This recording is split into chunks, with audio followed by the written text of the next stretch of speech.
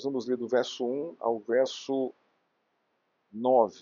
Eu não vou ler o capítulo todo. Nós vamos nos deter hoje nesses primeiros 10 versículos. Diz assim a palavra de Deus: Tendo passado por Anfípolis e Apolônia, Paulo e Silas chegaram a Tessalônica, onde havia uma sinagoga dos judeus. Paulo, segundo o seu costume, foi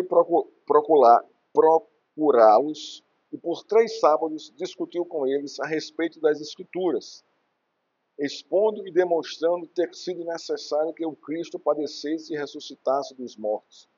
Paulo dizia: Este Jesus que eu anuncio a vocês é o Cristo. Alguns deles foram persuadidos e se juntaram a Paulo e Silas. O mesmo aconteceu com numerosa multidão de gregos piedosos e muitas mulheres importantes. Os judeus, porém, movidos de inveja, trazendo consigo alguns homens maus dentre a malandragem, reuniram uma multidão e provocaram um tumulto na cidade. E atacando de surpresa a casa de Jason, procuraram trazer Paulo e Silas para o meio do povo. Porém, não os encontrando, arrastaram Jason e alguns irmãos diante das autoridades, gritando: Estes, que promovem tumulto em todo o mundo, chegaram também aqui. E Jason os hospedou na casa dele. Todos estes agem contra os decretos de César, dizendo que existe outro rei chamado Jesus. Tendo a multidão com as autoridades, tanto a multidão como as autoridades ficaram agitadas ao ouvir estas palavras. Porém, depois de terem recebido deles a fiança estipulada, as autoridades soltaram Jason e os outros. Vamos orar ao Senhor. Pai, cá estamos com a Tua palavra, Senhor. E nós precisamos que o Senhor nos ajude a entender e aplicar a nossa vida. E o Senhor quem escreve a história, conduz a história e usa os Teus servos para caminhar sobre ela, levando o Teu reino e a Tua palavra. Agora abre o nosso entendimento, Senhor, para que nós venhamos a nos deleitar na Tua graça e vermos, Senhor, através das letras aqui, o poder pelo Espírito Santo, alcançando uma cidade, Senhor, e confrontando, salvando, elegendo pessoas e confrontando a cultura local, Senhor, e todo o sistema político e religioso da cidade. Assim nós te oramos e te agradecemos em nome de Jesus. Amém. Irmãos, como de costume, eu vou trazer uma introdução. Depois nós vamos falar um pouco do contexto e vamos entrar aqui nos 3 pontos que nós vamos tratar essa noite. Então, o tema da minha pregação é os 2 reinos, o reino de Deus e o reino de César. O texto aqui basicamente é esse, né? A acusação que Paulo e Silas receberam é que estavam indo de encontro ao reino de César, ou ao rei César. Nós vamos chegar lá no 3º ponto. Mas o fato aqui é justamente esse. Então eu vou trazer aqui uma introdução a respeito do nosso tema e depois eu vou entrar aqui no contexto. Reino é o sistema de governo liderado por um rei. No Ocidente de hoje, o exemplo mais claro que temos é a monarquia britânica. O rei é a figura central e o parlamento o lugar das discussões políticas. O reino de Deus é a monarquia divina liderada por Cristo. Ele é a figura central. Ele governa soberanamente o universo, toda a sua criação, todas as nações, todos os povos. Ele governa individualmente cada cidadão deste mundo. Seu reino é eterno, inabalável, santo, justo e glorioso. É Ele quem escolhe pecadores para fazer parte do seu reino. É Ele quem salva, redime, justifica e santifica e glorifica pecadores. É Ele quem arranca pecadores das garras deste mundo de trevas ou do reino de César, ou do reino desse mundo, e transportam para o seu reino de graça, misericórdia. O seu reino não tem qualquer comunhão com este mundo. Seu reino não compactua e nem faz aliança com esse mundo de trevas. Seu reino não é compatível com a democracia, nem com o socialismo, nem com o califado islâmico. Não há qualquer compatibilidade do reino de Deus com qualquer sistema político hoje do mundo. Ele está acima de todos eles. Nenhum poder religioso pode manipulá-lo. Nenhum poder político pode suborná-lo. Nenhum poder econômico pode comprá-lo. O reino de Deus é inabalável, justo, santo e glorioso e invencível, assim como seu rei Jesus. Então fizemos aqui, irmãos, um contraste entre o reino de Deus e o reino deste mundo, ou o reino de Deus e o reino de César, conforme o contexto aqui. Agora vamos entrar aqui no contexto do nosso texto. Em Atos 17, de 1 a 9, Lucas narra a chegada de Paulo e Silas em Tessalônica, a capital da Macedônia. Paulo está no coração da Europa. Eles saíram de Filipos, a convite das autoridades locais, com toda a perseguição sofrida em Filipos. Paulo e Silas plantam a semente da igreja local, lá em Filipos. As famílias de Lídia e do carcereiro e a jovem liberta formavam essa recém-igreja do Senhor em Filipos.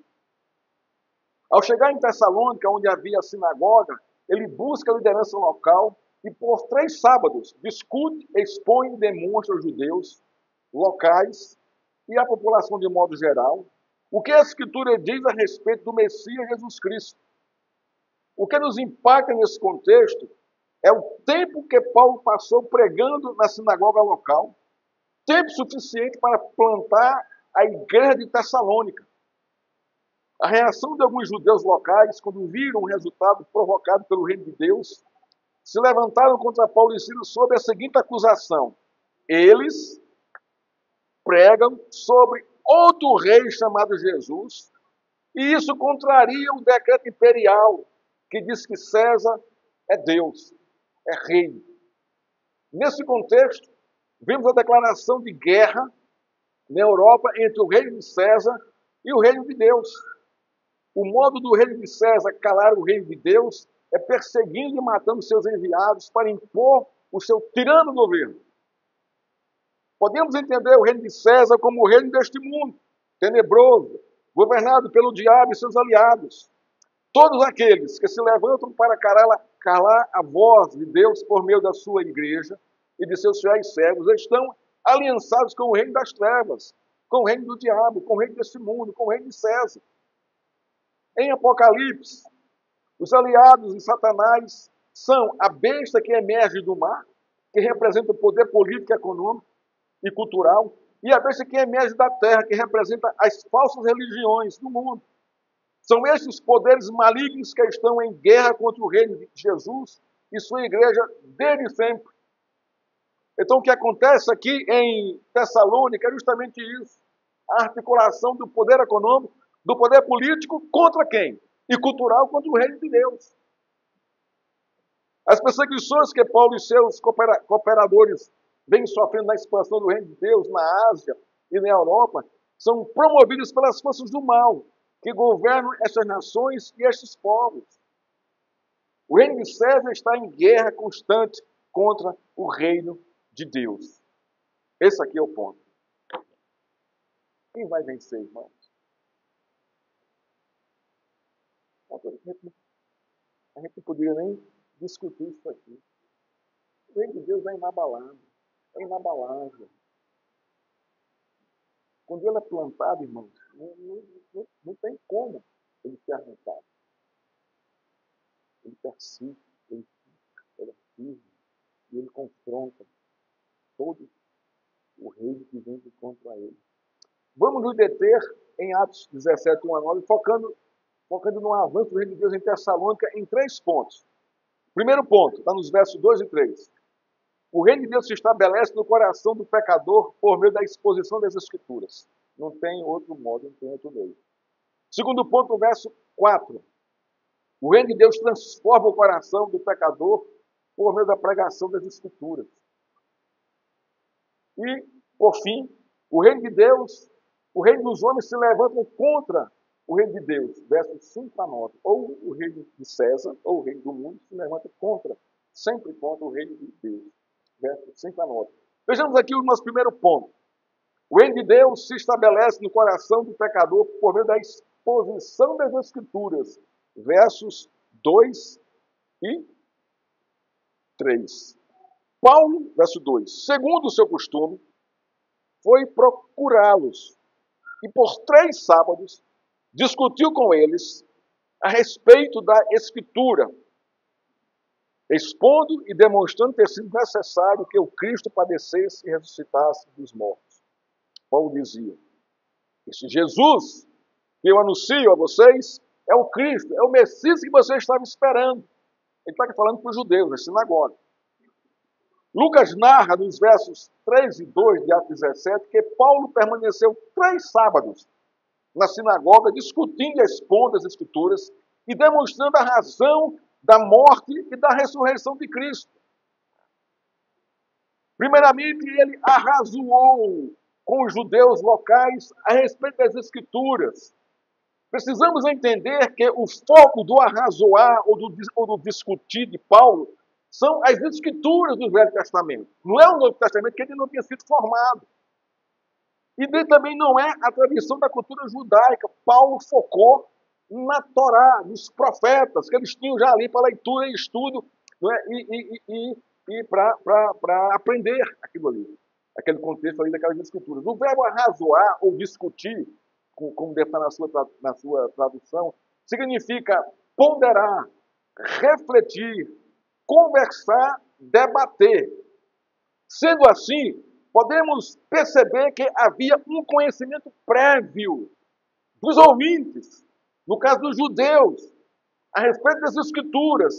Não era um público leigo, mas um público que tinha acesso às Escrituras e conhecia muito a Escritura. Os judeus locais tinham conhecimento da lei, a Torá. Assim sendo, Paulo tinha um vasto campo para caminhar com seus patrícios, sem precisar estabelecer os fundamentos da lei e dos profetas, que ele já conhecia. Ele ia só aclarear, ele ia só trazer luz ao entendimento deles. É isso que a gente vai ver aqui. O pastor Hernandes comenta, Paulo começa a evangelização de Tessalônica a partir da sinagoga local.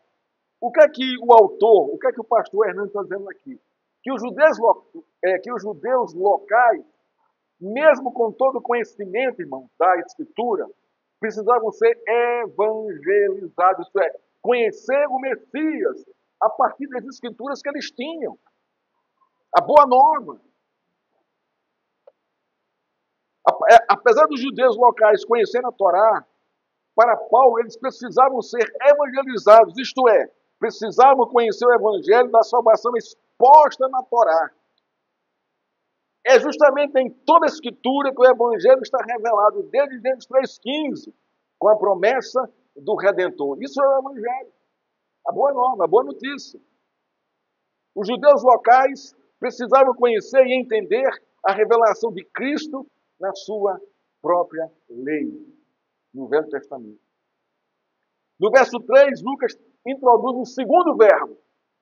Paulo expôs. Então, Paulo discutiu, arrazoou a respeito das Escrituras, depois ele expôs, expondo. Então, Paulo expôs, a partir da Escritura, a vida e a obra de Cristo, o Messias, o Cristo, o Messias. O verbo expor não significa abrir completamente o que está fechado, fazer com que haja compreensão, abrir a mente, despertar o desejo de entender e aprender alguma coisa. Então, Paulo está aqui, irmãos, motivando os judeus, os seus patrícios. Paulo está abrindo completamente aqui as Escrituras e expondo à luz da Escritura a revelação de Cristo, para que eles entendam, para que eles compreendam e para que eles abracem a Cristo. É tanto que aqui, no verso 4 aqui, alguns deles foram persuadidos e se juntaram a Paulo e Silas.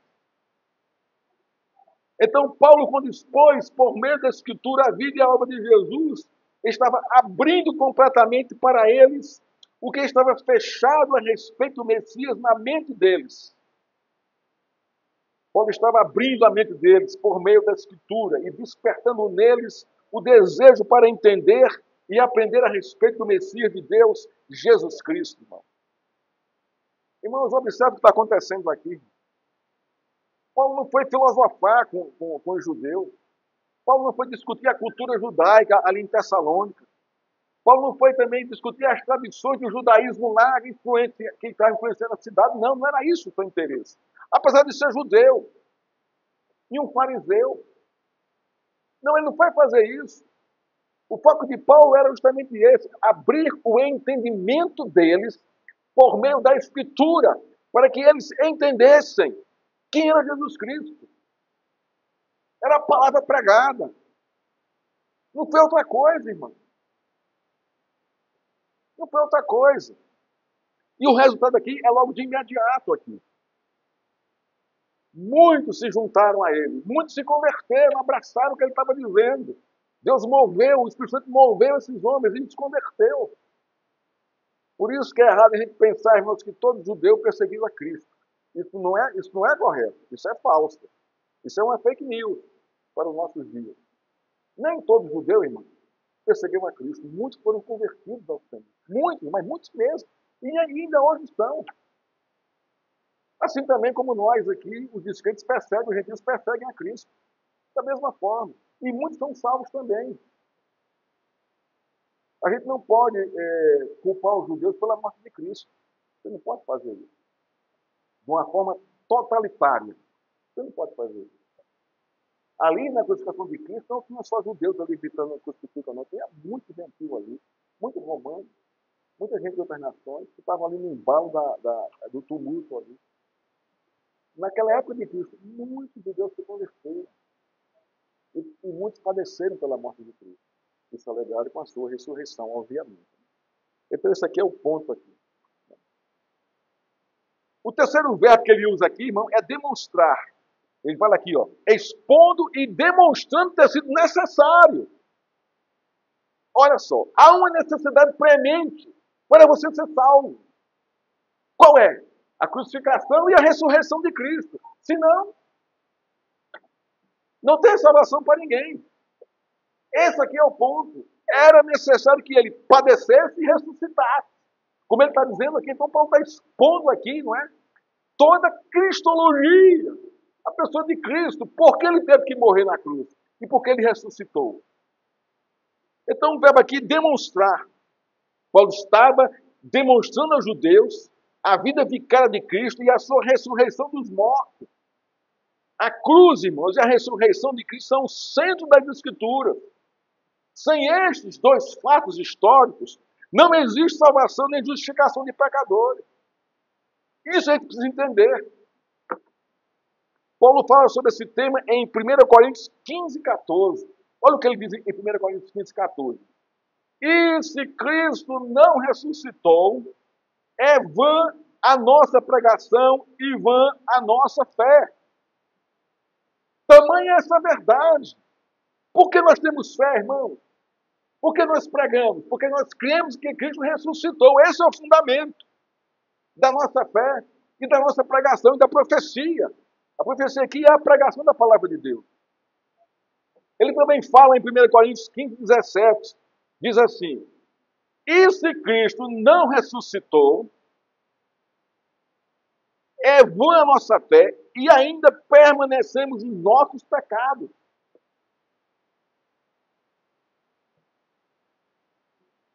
Paulo fecha esse assunto para a igreja de 1 Coríntios com o verso 15 e 20, afirmando o seguinte, mas de fato, Cristo ressuscitou dentre os mortos, sendo ele as primícias dos que dormem.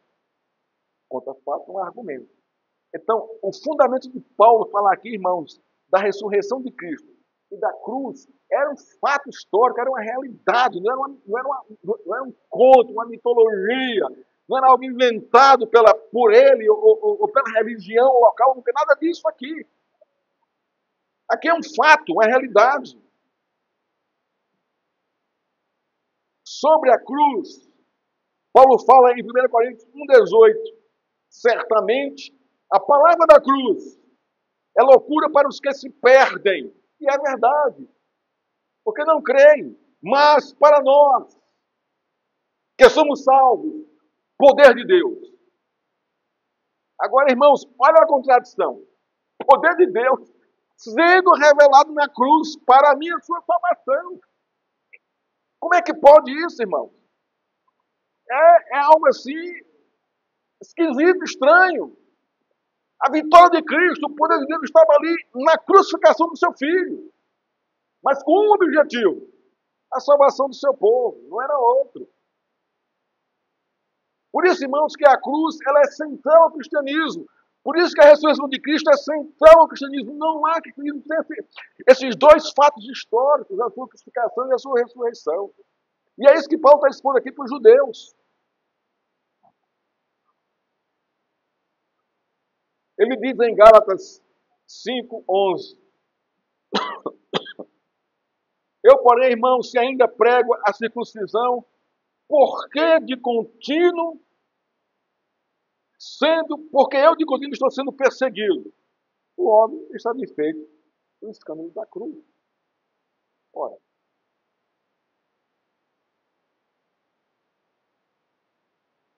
o que promove a perseguição, irmão, é a mensagem da cruz. Não é a mensagem da circuncisão. Os judeus eram perseguidos? Não. Você vê isso os judeus perseguidos naquele contexto pelo judaísmo? Não. Eles conviviam bem com Roma. Eles se submetiam ali ao governo ali. Eles tinham espaço para abrir sinagoga, para continuar pregando, para continuar circulando no império, apesar de sofrerem muito com a invasão de Jerusalém. Mas o fato é que a perseguição aos judeus, né, naquele contexto, né, não era tão forte, tão violenta quanto foi com relação à perseguição daqueles que criam em Cristo. E os próprios judeus perseguiram também. Então, se Paulo diz, olha, se eu prego a cruz e sou perseguido, tem alguma coisa aí diferente de pregar a circuncisão. De estar dentro do contexto de vocês aí. Não, a cruz promove perseguição. Então, o foco da pregação de Paulo na sinagoga durante 3 sábados seguidos foi justamente arrazoar, expor e demonstrar o poder da cruz da ressurreição de Cristo, revelada na Escritura para a salvação de todo aquele que crer em Cristo. Não só a salvação, mas também a justificação, irmão. Olha o que diz Romanos 4:25. O qual foi entregue por causa das nossas transgressões, aqui é a cruz. E ressuscitou para a nossa justificação. O verbo, irmãos, que Paulo usa aqui, o verbo demonstrar que Paulo usa aqui é muito interessante, irmão, o seu significado. Ele diz mais ou menos o seguinte: Paulo colocou sua vida à disposição dos seus irmãos judeus para revelar a Cristo, sem se importar com a própria vida. O verbo demonstrar no texto significa colocar-se na mão de alguém, para que alguém use, confiar, entregar-se aos cuidados dos outros. Foi o que Paulo fez, para que seus patrícios, seus irmãos de nação, conhecessem a Cristo e fossem alcançados pelo Evangelho. Ao demonstrar a vida e a obra de Cristo por meio das Escrituras, Paulo estava entregando sua vida a seus compatriotas judeus, sem se importar com o que eles fariam em sua vida. Paulo estava disposto a morrer para expor a vida de Cristo e a sua obra aos seus compatriotas, com a finalidade de que eles fossem salvos pela cruz de Cristo e justificados por meio da sua ressurreição. É uma verdade que precisamos entender. A igreja tem a obrigação de refletir, de expor e de se colocar à disposição dos membros para instruí-lo nas Escrituras, conforme as Escrituras. Essa aqui é a primeira aplicação, irmão, que o texto nos ensina.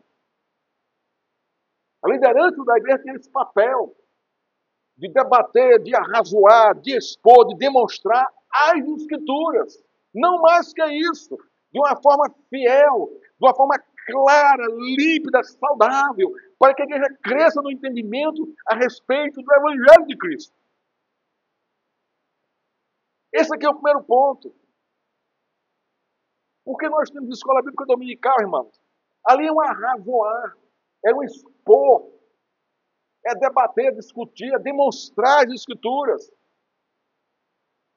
Levando, futigando o seu entendimento, a sua lógica, para você pensar a respeito da escritura, a respeito de Cristo, para que você cresça com Ele. A igreja tem esse papel, irmãos. A igreja, irmãos, não pode se conformar com testemunhos pessoais da sua liderança, com campanhas disso e daquilo, com eventos sociais, com mensagens triunfalistas. A liderança da igreja tem que arrazoar, expor e demonstrar as escrituras a seus membros de maneira fiel e cheia de temor e graça. Esse é o nosso papel. Esse é o papel da igreja. Como Paulo está fazendo aqui, irmãos. Discutindo as escrituras, expondo as escrituras, demonstrando através das escrituras que era necessário que Cristo fosse crucificado e ressuscitasse. Salvação e justificação, as duas coisas. Esse é o papel da igreja. Não é contar história. Não é contar narrativa. Não é nada disso. Não é o pastor dar seu testemunho pessoal. Isso não tem nada a ver. Isso não é evangelho, isso não é escritura, isso não vai confrontar ninguém. Mas é expor as escrituras. Cristo morreu por causa do seu pecado. Ele pagou o preço do seu pecado. Levou a condenação eterna sobre si para nos salvar. E ressuscitou para nos justificar diante de Deus. Você é justificado porque ele ressuscitou. Aí está o fundamento da nossa fé. Você é um justo diante de Deus por causa de Cristo, da sua morte e ressurreição. Deus lhe trata como justo hoje. Pagou seus pecados, limpou seus pecados. E você agora tem relação com Ele livre e espontânea. No mover do seu Espírito Santo em sua vida. Você está selado pelo Espírito Santo. Você é possessão de Deus. Ninguém mais toma Ele. Ninguém lhe toma mais da sua mão. Mas por causa da crucificação e da ressurreição de Jesus. Esse aqui é o ponto que Paulo está tratando aqui. Por 3 semanas, 3 sábados em Tessalônica. E olha aqui o que aconteceu, irmão. Um grande número de judeus se converteram, uma multidão de gregos piedosos, e muitas mulheres importantes da sociedade. Veja a penetração do Evangelho aí, onde ele chegou, onde ele foi, onde ele penetrou na nata da sociedade, convertendo mulheres importantes. Irmão, o judaísmo não fez isso naquele contexto. Não teve poder para isso. Estava lá, não sabe quanto tempo, mas estava lá, mas não alcançou. Não confrontou a sociedade dessa maneira. Não teve poder para isso. Por isso que ficaram com inveja. Aí se levanta o reino das trevas para derrubar o rei de Deus através da mentira, da falcatrua, da malandragem, da fake news. Segundo ponto. O reino de Deus transforma o coração do pecador por meio da pregação das Escrituras. Irmãos, isso me encanta. Há um fato no livro de Atos que precisamos entender. Por várias vezes, Lucas revela que era Deus quem ia acrescentando à igreja os que iam sendo salvos.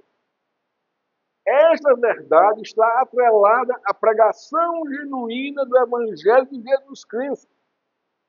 Sendo assim, não tem como Deus acrescentar os salvos à igreja se ela não prega fielmente a palavra de Deus. Então, o que Lucas está nos informando não é nada novo. O foco central para o crescimento da igreja é a pregação fiel do Evangelho. Nada mais do que isso. É a primeira aplicação desse nosso segundo ponto aqui. A pregação fiel do Evangelho vem por meio do arrazoar, do expor, de colocar-se diante dos pecadores da igreja para ensinar as Sagradas Escrituras. Só e somente si, por este caminho traçado por Deus, é que Ele acrescenta os que vão sendo salvos à sua igreja. Quer ver a igreja de Canadá crescer? Prega o Evangelho fielmente. Não tenha vergonha disso, nem medo.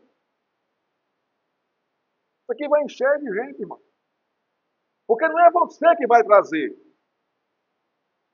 Não sou eu que vou trazer, irmão. Mas é Deus quem vai arrebanhar e trazer. Não somos nós. Esse não é o nosso papel. O nosso papel é pregar o Evangelho fielmente, irmão. Por palavras, com a nossa vida, com o nosso testemunho. Você é aquilo que você prega. Você prega aquilo que você é, pelas Escrituras. Não adianta pregar o Evangelho e ter um testemunho, um caos. Ninguém vem para cá. Deus não vai mandar ninguém para cá. Não vai. Não adianta, irmão. Não adianta. Ter um testemunho bonito e não pregar nada. Também Deus não vai trazer ninguém para cá. As duas coisas têm que andar juntas. O meu testemunho de vida e a minha pregação. Tem que ser uma coisa só, não pode ser dissociada.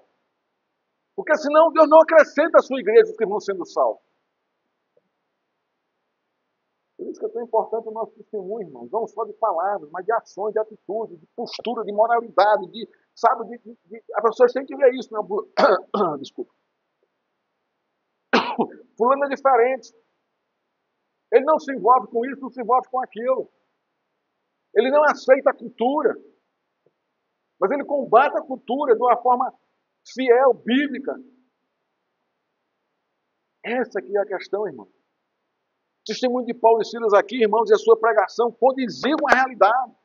Esses homens são diferentes. Olha o que eles pregam, o que eles vivem, o que eles vivem, o que eles pregam.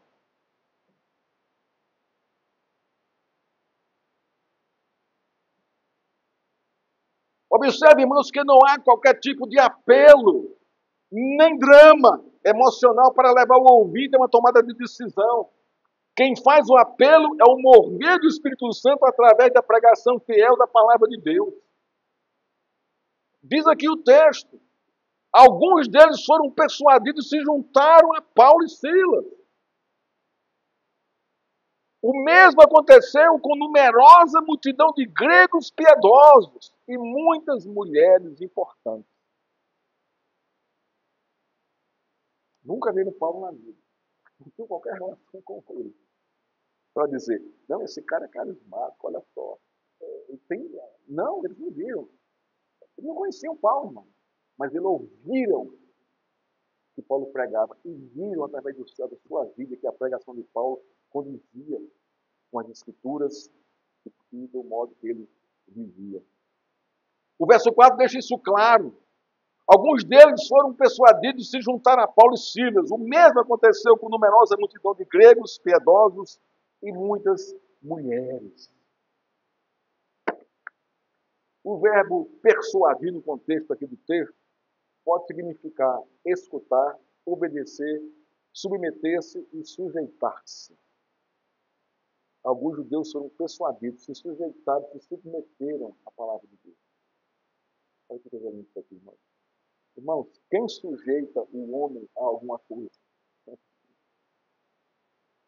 Irmãos, só Deus quebra o nosso coração. Não se liga com ele. Nós somos prepotentes, orgulhosos. Quebrar o nosso coração, irmão, só Deus faz isso. Não é a esposa que quebra, não é a esposa que quebra, não é aquilo que quebra o nosso coração, não é amigo, não é parente. Ninguém consegue fazer isso. Comover é uma coisa. Quebrar o coração é outra. Sujeitar é outra. Obedecer é outra. Estou falando aqui de sujeitar. Obedecer um coração quebrado por uma realidade espiritual. Trazido pelo Evangelho. Que me acusa, que me mostra que eu sou pecador, que me mostra a graça de Deus. Eu devo despertar. O mistério da condenação eterna. Isso quebra o coração do mundo completamente e muda a sua vida. Muda a sua forma de pensar e de agir, consigo mesmo e com os outros. Só o Evangelho, não, só o reino de Deus faz isso, nada mais. Então eles foram persuadidos, se sujeitaram. O que temos aqui, irmãos, é o efeito claro da exposição das Escrituras para esses ouvintes locais.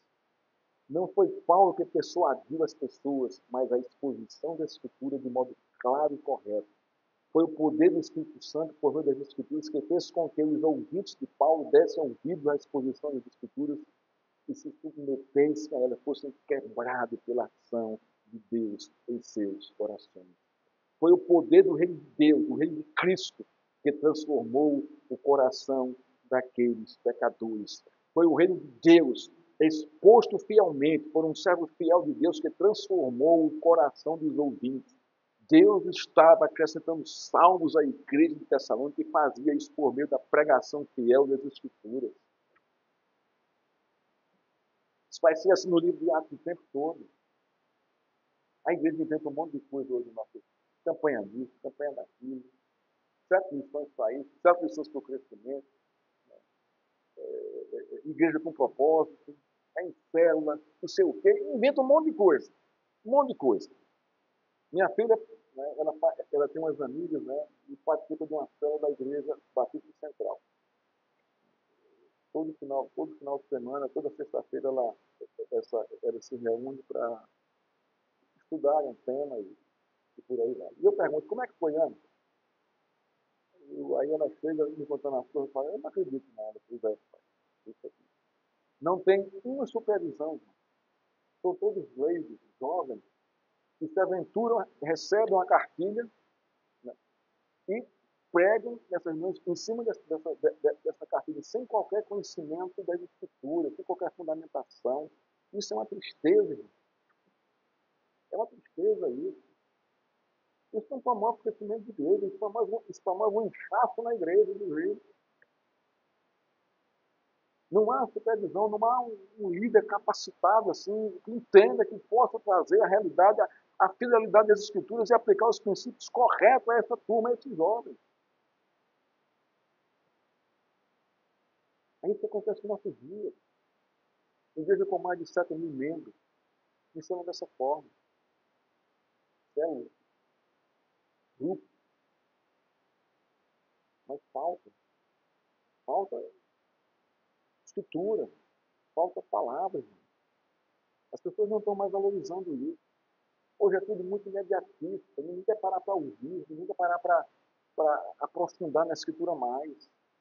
Satisfez a minha necessidade local momentânea, está ótimo. Está ótimo, acabou. É o Deus nesse café. Água quente, misturou o pó e tomou. Não precisa plantar o café, não precisa esperar a flora, não precisa esperar a colheita, não precisa botar o café no sol para poder secar, não precisa separar os grãos bons dos grãos ruins, separar as impurezas, não precisa mais nada disso. Hoje é nesse café. Então, Deus hoje, irmãos, para muitos crentes, é Deus nesse café. É só a minha necessidade básica na hora. O resto, se ele supriu, está ótimo. E eu continuo andando na vida. De qualquer forma, aí, sem conhecimento das Escrituras, e Deus vai... Essas igrejas vão inchando. Incham mesmo. Incham.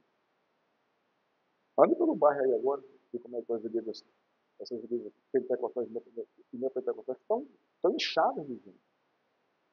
Porque são promessas que Deus não promete. São visões que não são visões cristãs. São profecias que não têm nada a ver com a Escritura. É isso que o povo gosta. Desse misticismo evangélico. E quando vem a hora da prova, aí, ai meu Deus, ai meu Deus, ai meu Deus. Cadê a fé para suportar? A maturidade para suportar e entender. Né?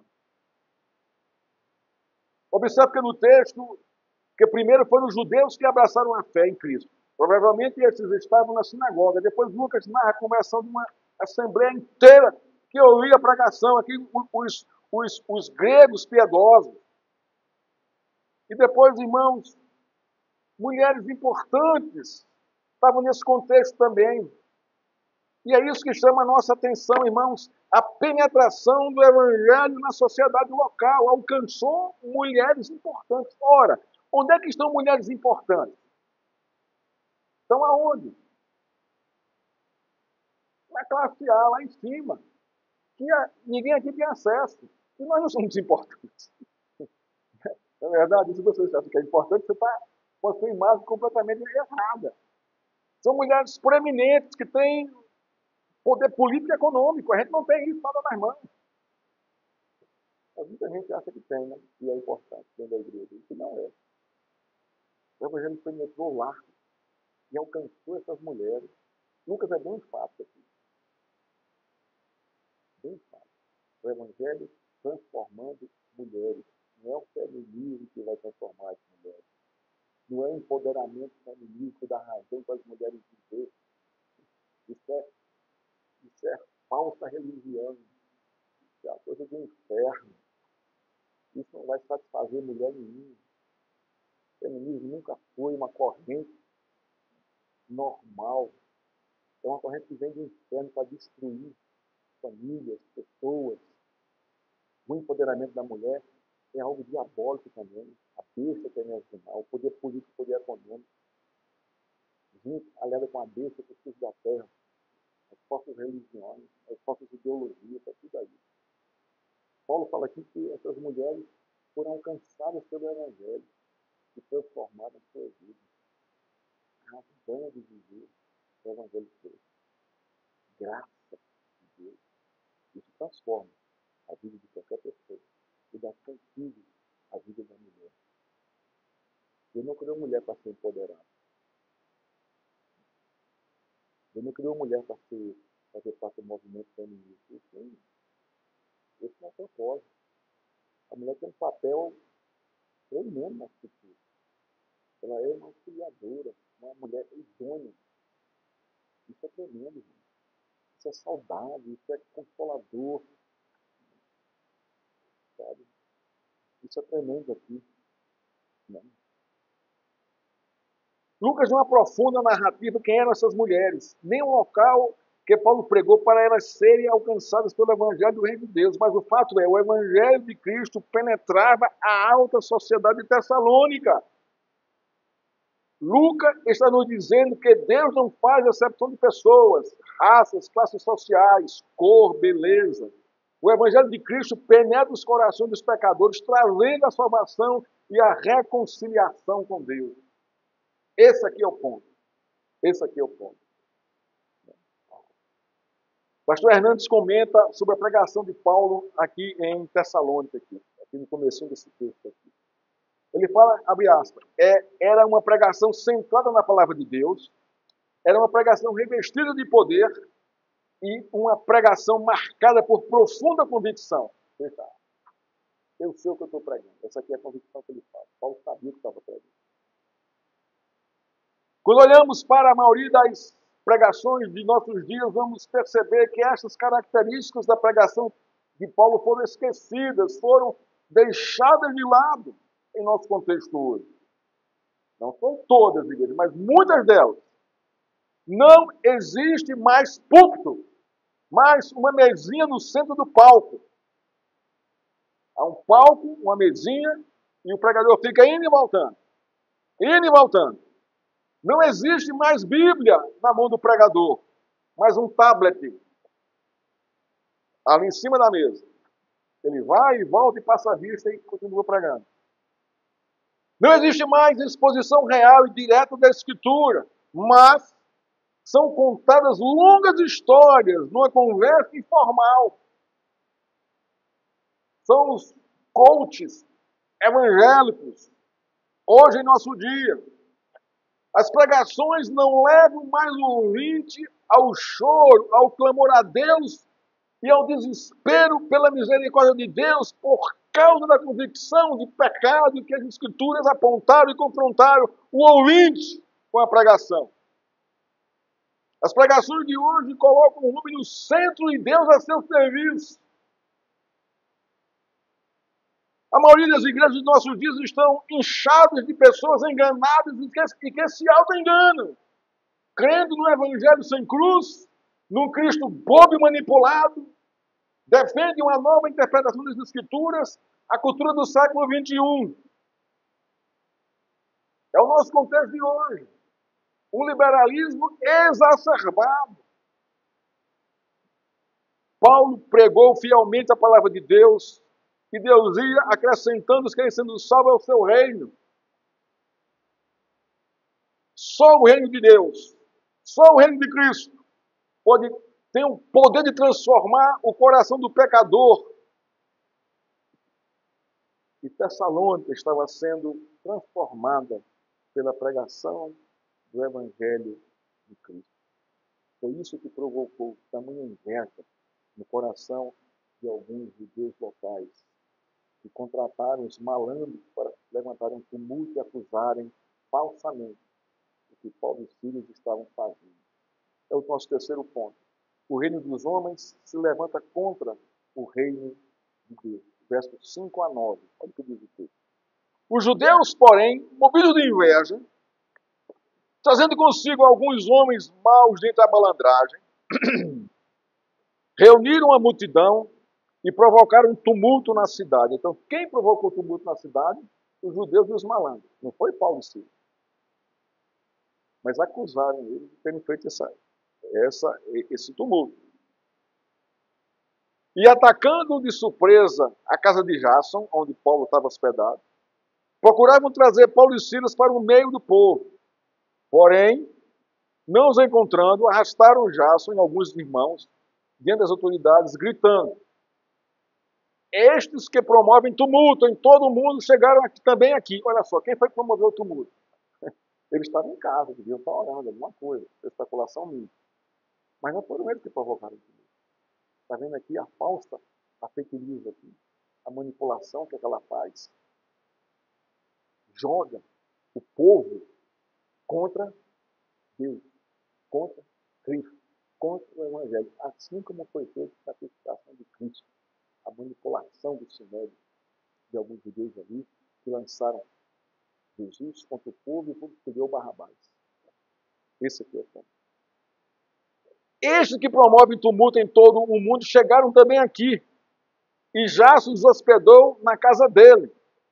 Todos estes, aí, olha só o argumento deles, para destruir aqui a mensagem do Evangelho, destruir Paulo e Silas, a reputação e o seu caráter. Olha só. Todos esses jazem contra o decreto de César, dizendo que existe outro rei chamado Deus. Então aqui, o argumento que eles usaram. E aí, contra isso aqui, quem vai contra? Quem vai contra César, irmão? Naquele contexto do Império Romano. Quem vai contra o decreto de César? O que era que acontecia? O que era que a polícia romana fazia?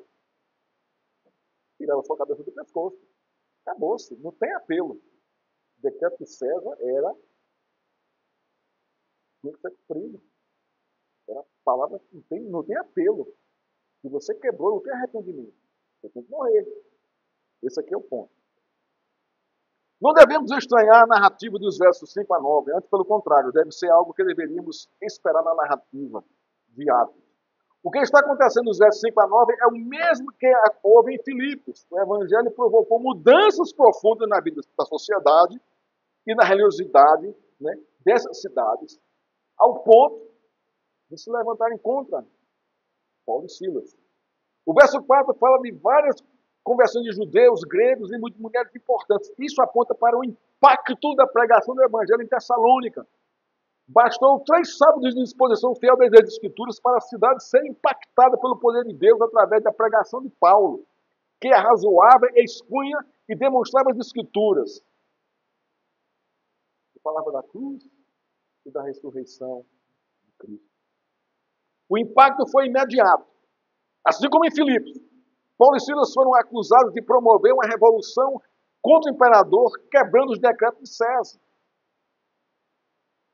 O reino das trevas se levanta contra o reino de Deus com tamanha força, conspirando contra Paulo e Silas, promovido pela inveja dos judeus, devido à conversão de alguns judeus a Cristo, muitos gregos e muitas mulheres importantes.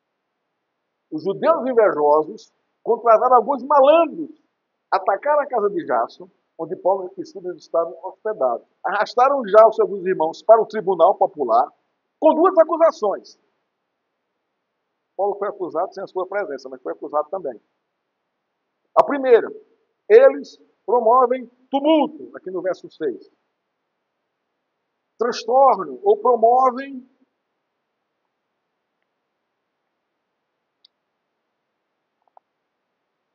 confusão. A palavra tumulto aqui, irmão, tem um significado revolucionário. Isso significa que a acusação tinha caráter político. Eles promovem uma revolução contra César. Então, eles vão aonde? Eles vão na política para destruir o que? A mensagem do Evangelho. Ora, se nós dissermos que eles estão se levantando contra César, fazendo uma revolução aqui, que há outro Deus aqui, então o Império Romano vem e vai destruir tudo. E vai pôr um fim a esse negócio. É isso que eles queriam. Isso que eles queriam. Então, Paulo e Silas eram revolucionários, porque pregavam um outro rei. É justamente isso que o verso 7 nos revela. Todos eles agem contra o decreto de César, dizendo que existe outro rei chamado Jesus. O reino de Deus e o reino de César. Um confronto aqui. O fato é, quebrar o decreto de César implicava em pena de morte para quem os quebrava. Os decretos dos imperiais não poderiam ser quebrados por ninguém. Podemos interpretar a acusação de duas maneiras. De duas maneiras, que é quebrando o decreto de César. A primeira diz o seguinte, isso aqui é um comentário que eu li. Provavelmente a acusação pode ter surgido quando Paulo falou da ressurreição de Jesus e do novo céu da nova terra sob o domínio do Rei dos Reis e Senhor dos Senhores. Eles podem ter entendido mal a escatologia pregada por Paulo. Isso aqui é um dos pontos que os autores levantam. O segundo ponto foi uma atitude planejada maldosamente pelos judeus devido à inveja do efeito do evangelho na sociedade de Tessalônica. O texto é mais claro a respeito dessa segunda proposição aqui, mas as duas podem ser interpretadas. Né? Quando a gente for ler a primeira Tessalonicenses. Seja qual for os pontos a considerar, o fato é que o que aconteceu em Tessalônica com a pregação de Paulo e Silas abalou a estrutura política, cultural e social da cidade. Jesus foi apresentado como o Rei dos Reis e Senhor dos Senhores. E a maneira que alguns judeus e malandros locais usaram para destruir essa verdade de Deus, pregada por Paulo, foi apelando para a política, para os decretos de César. Vemos aqui, irmãos, a acusação, ou a associação entre a religião e a política. O reino deste mundo para destruir o reino de Deus. Irmãos, não se mistura religião e política. Não tem como isso. Não tem como. Por isso que quando a gente vê nessas campanhas, voto no pastor tal, voto na pastora tal, caia fora disso. Não cai nessa ladainha. Isso é algo falso. Você não pode fazer isso. Quer concorrer a um cargo político? Não precisa dizer que é pastor, gente. Deixa o pastorado. Vai correr um cargo político. Você não foi chamado para ser pastor político. Como é que está isso na Escritura? Qual é o fundamento para você fundamentar isso aqui? Ah, Davi. Davi? Davi era o quê? Era um rei. Ele era sacerdote? Não. Ele não misturava as coisas. Quem foi que misturou e se deu mal? Saul. Os exemplos estão lá, estão claros lá. Basta você querer ver essas coisas. Se você é chamado para ser pastor, seu lugar é na igreja. É pastoreando na igreja do Senhor. É pregando o evangelho, expondo o evangelho, demonstrando o evangelho à sua igreja, às suas ovelhas. Quer ser político? Renuncie o pastorado. Mas não diga que é um pastor político. Isso é vergonhoso. É vergonhoso. Isso depõe contra o evangelho. Não se mistura as coisas. Não se mistura as coisas. Ah, eu sou crente político. Outra palhaçada também. Desculpa aqui o termo. Outra besteirada também. Não precisa dizer que é crente para ser político, ou político crente. Isso é bobagem isso. Isso, irmão. Isso é maturidade cristã. O evangelho não manda você fazer isso. Você sendo político ou não, você tem que ser honesto, reto, né? Fiel à Constituição, fiel aos princípios morais, não é, do seu governo, da sua postura, independente se você é crente ou não. Palhaçada isso é misturar política com religião para se dar bem. Por isso que eu não aguento ouvir, irmão. Não aguento ouvir esses pastores que estão aí na Câmara dos Deputados, no Senado. Tudo fala assim, pastor, nossa, eu não dou conta de ouvir esses nomes. Por mais correto que eles sejam nas suas preleções. Porque não foi chamado. Então, tire o pastor, pelo amor de Deus, da frente. Não use isso. Como estão querendo fazer aqui. Né? Usar a política para. Aqui é o efeito contrário, né? Aqui é o efeito contrário. Então, irmãos, como não puderam colocar a mão em Paulo e Silas, eles pegam Jason e os outros crentes e os acusam de tal crime contra o império. A coisa foi séria. A coisa foi pesada.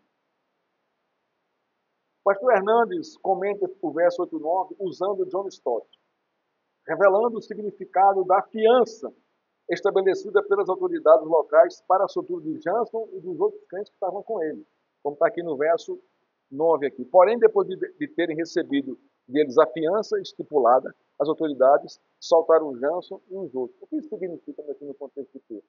A gente tem que recorrer, né, aos comentários. Né? Então, aqui o Hernandes consultou John Stott e eu estou trazendo aqui a consulta do pastor Hernandes sobre o que John Stott fala. Abre aspas. Quem vai falar agora é John Stott. Eles obtiveram de Jason e dos outros a promessa de que Paulo e Silas sairiam da cidade e não retornariam mais, ameaçando-os, quem? Jason e os crentes, com castigo severo se o acordo fosse quebrado. Essa aqui foi a fiança que o Jason e os crentes assinaram diante das autoridades. Manda Paulo embora, senão vocês vão pagar a caro. Ele não pode mais voltar aqui. Aí quando você vai para a 1 Tessalonicenses, Paulo fala sobre isso. Ele não podia voltar a Tessalônica. Ele manda Timóteo para fazer o relatório do que está acontecendo lá. Então essa foi a fiança que eles tiveram que se comprometer, né, para serem soltos, né, e mandar Paulo embora. Diante desses fatos, vamos entender por que Paulo não voltou para Tessalônica para visitar a igreja local, fundada esses 3 sábados. Ele permaneceu na cidade. Isso está revelado na sua primeira carta aos Tessalonicenses. Então, irmãos, nós concluímos assim, né, a nossa exposição, mostrando o impacto do Evangelho nessa cidade. Né? Eu digo crescer e prosperou. Então, leia depois, 1ª e 2ª Tessalonicenses. Conclusão da nossa exposição. Atos 17, de 1 a 9, termina com Paulo e Silas saindo de Tessalônica e indo para Bereia, cumprindo um acordo que as autoridades locais fizeram com Jason e alguns crentes locais que estavam com ele. Mas o fato principal desta narrativa é a fundação da igreja de Tessalônica e o pastoreio de Paulo sobre essa igreja é revelado em suas 2 cartas, 1ª e 2ª Tessalonicenses. O reino deste mundo, irmão, se levanta sem qualquer piedade contra a igreja do Senhor e seus fiéis, da maneira mais vil e mais baixa possível, para destruir o evangelho de Cristo e seus fiéis. O mundo apenas se levanta, mas não tem poder suficiente para destruir a verdade de Deus. No dia do juízo final, a igreja testemunhará esta verdade e celebrará a vitória final de Cristo, o Rei dos Reis e Senhor dos Senhores. Que nem César nem o Império Romano puderam deter. E nem hoje, em nosso contexto, nenhum regime político vai conseguir destruir isso aqui. Nós estamos acima disso aqui. Nesse contexto, irmãos, quem estiver a serviço deste mundo de pecado sofrerá o castigo eterno de Deus. Quem estiver a serviço do reino de Deus desfrutará da plenitude da vida eterna. Qual reino você está servindo? É o reino de Deus ou o reino do diabo? Que Deus nos abençoe. Vamos prosseguir com a ceia.